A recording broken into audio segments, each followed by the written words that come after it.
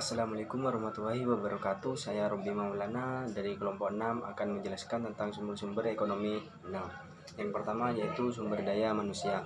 Manusia merupakan komponen penting dalam organisasi yang akan bergerak dan melakukan aktivitas untuk mencapai tujuan.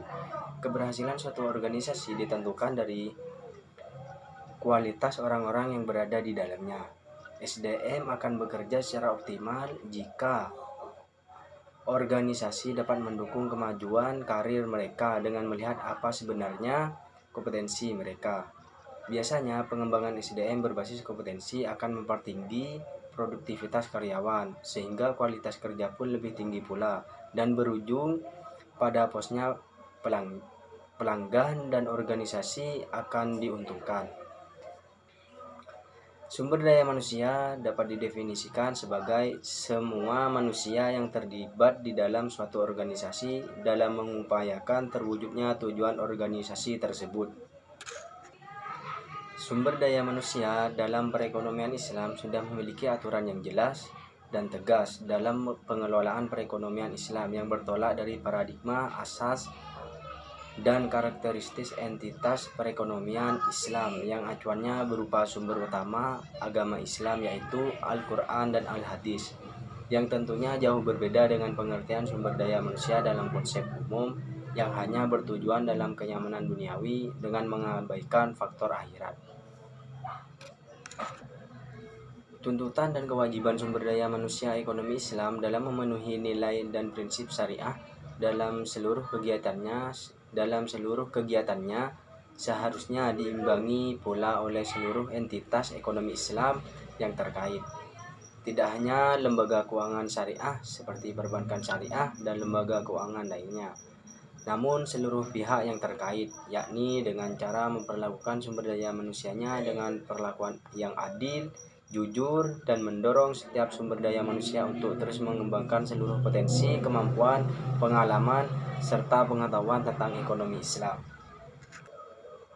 Sumber daya manusia dalam perekonomian Islam wajib bertanggung jawab dalam menjaga kemurnian ekonomi Islam agar tetap berada dalam fungsi sebagai sistem ekonomi yang menjunjung tinggi nilai-nilai etika dan keseimbangan. Manusia berkepentingan dalam perekonomian Islam harus sungguh-sungguh dalam memaknai bahwa sistem ekonomi Islam memiliki keterikatan di setiap hal-hal yang terkait mulai dari subjek sampai dengan objek ekonomi Islam itu sendiri. Selain itu, sumber daya manusia juga harus turut adil dalam mengembangkan ekonomi Islam dengan cara terus mengembangkan potensi serta kapasitas diri sehingga dapat menjadi bagian dari pemicu perbaikan dan perkembangan ekonomi Islam secara berkesinambungan. Lembaga pendidikan juga harus turut ambil bagian dalam menyediakan wadah untuk mengembangkan potensi bagi sumber daya manusia, sehingga antar kebutuhan akan fasilitas pengembang potensi dengan penyediaan layanan pendidikan terfasilitasi secara seimbang. Yang kedua yaitu dasar penentuan salary. Salary adalah pembayaran atau imbalan yang wujudnya dapat bermacam-macam, yang dilakukan atau diberikan seseorang atau suatu kelembagaan atau instansi terhadap orang lain atau usaha kerja dan prestasi kerja atau pelayanan yang telah dilakukannya. Islam telah banyak menyebutkan prinsip-prinsip dasar upah sebagai hak pekerja, baik itu disebutkan dalam Al-Quran ataupun hadis seperti berikut. Sesungguhnya mereka yang beriman dan beramal soleh, tentulah kami tidak akan menyia-nyiakan pahala orang-orang yang mengerjakan amalannya dengan yang baik. Al-Quran Surat Al-Kahfi. Dan hadis pun sudah menjelaskan tentang upah. Di antaranya ada 3 orang yang akan didakwa Allah besok di hari kiamat. Di antaranya adalah seseorang yang mempekerjakan buruh dan mereka tidak membayar upahnya. Hadis riwayat Al-Bukhari. Secara umum Islam tidak memberikan upah berada di bawah tingkat minimum yang ditetapkan berdasarkan kebutuhan pokok kelompok pekerja. Tetapi Islam juga tidak membiarkan adanya kenaikan upah melebihi tingkat tertentu yang ditentukan berdasarkan sumbangan terhadap produksi. Menurut Sunnatullah, manusia memiliki kebutuhan pokok yang harus dipenuhi seperti kebutuhan akan pangan, sandang, dan papan. Sehingga dalam menentukan tingkat upah harus berpedoman pada kebutuhan pokok tersebut. Walaupun Islam menganjurkan adanya upah minimum yang dapat mencukupi kebutuhan pokok seseorang, namun Islam mengakui adanya perbedaan jumlah upah itu sendiri karena ada dua faktor penentu kadar upah seperti telah disebutkan di atas. Yusuf Al-Qaradawi lebih memperjelas dua faktor penentu upah seperti yang telah disebutkan. Al-Qaradawi menjelaskan bahwa upah ditentukan oleh faktor nilai kerja, faktor objektif, dan faktor kebutuhan pekerja. Hal yang sama juga diungkapkan oleh Sadek, jika upah minimum tidak cukup untuk memenuhi kebutuhan pokok pekerja, maka pekerja harus diberi zakat. Pendapat ini banyak didukung oleh para ahli ekonomi Islam.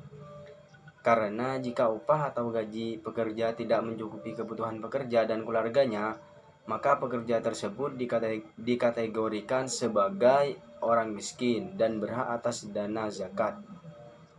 Namun harus ada mekanisme yang mengarah pada pemenuhan kebutuhan pekerja. Jadi secara garis besar harus ada standar upah minimum yang diberikan kepada para pekerja.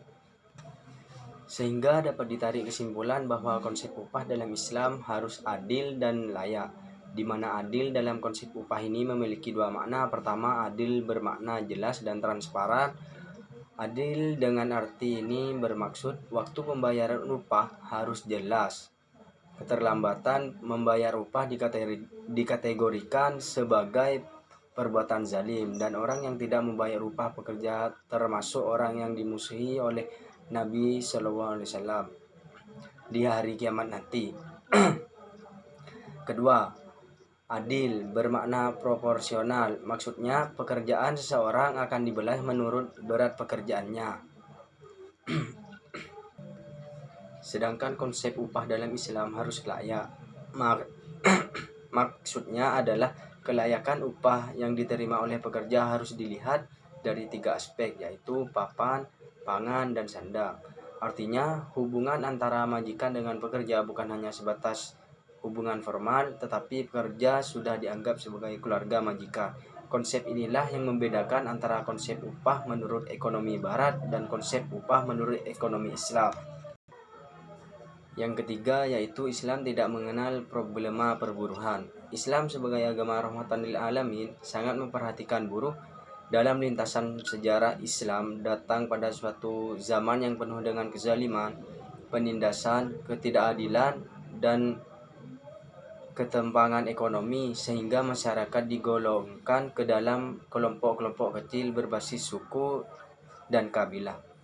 Struktur sosial seperti inilah yang kemudian memunculkan stratifikasi sosial yang sangat kuat. Sistem ekonomi Islam berangkat dari kesadaran tentang etika. Sebuah etikal ekonomi sangat berbeda dengan sistem lain, baik kapitalisme maupun sosialisme. Kapitalisme melihat buruh hanyalah pekerja dan si majikan adalah pemberi kerja. Status di antara keduanya secara otomatis menimbulkan adanya tingkatan kelas secara ke atas dan ke bawah, atau yang biasa disebut dengan stratifikasi sosial. Hal ini menimbulkan perbedaan distribusi wewenang antara majikan dan buruh, serta munculnya perbedaan berdasarkan posisi, status, dan kelebihan yang dimiliki. Sedangkan dalam konteks upah terhadap buruh, kapitalisme melihat bahwa pemberian upah oleh kapitalis hanya sekedar pengganti biaya atas apa yang telah dikerjakan, atau hanya sekedar untuk melanjutkan hidup, serta besaran upah disesuaikan dengan standar hidup minimum di daerah tempat si buruh bekerja. Sedangkan dalam pandangan sosialisme, buruh merupakan pihak yang sangat tereksploitasi oleh sistem kapitalisme. Untuk itu, perlu dihilangkan kepemilikan individu atas alat-alat produksi dan meminta peran pemerintah sebagai pelaksana perekonomian. Adapun Islam melihat buruh merupakan makhluk Allah Subhanahu wa taala yang sama dengan manusia lainnya. Maka Islam tidak menganjurkan memusuhi kekayaan dan orang-orang kaya sebagaimana dalam faham sosialisme. Tidak juga tidak juga membebaskan sebebas-bebasnya individu sebagaimana dalam faham kapitalisme. Bahkan Islam sendiri menganjurkan agar setiap orang menjadi kaya sebagai bagian dari kebahagiaan yang harus dicapainya di dunia. Ekonomi Islam memilih jalan keadilan dalam mencapai kesejahteraan sosial, bahwa kesejahteraan sosial yang tercapai haruslah dibangun di atas landasan keadilan. Berikut ini adalah beberapa konsep buruh dalam perspektif Islam. Yang pertama, buruh adalah saudara. Yang kedua, perintah memperlakukan buruh dengan baik. Yang ketiga, pemberian beban kerja tidak boleh melebihi kemampuan. Yang keempat, upah yang layak dan tepat waktu. Dan yang terakhir yaitu kewajiban buruh terhadap majikan. Mungkin hanya itu yang bisa saya sampaikan, kurang lebihnya mohon maaf. Wassalamualaikum warahmatullahi wabarakatuh.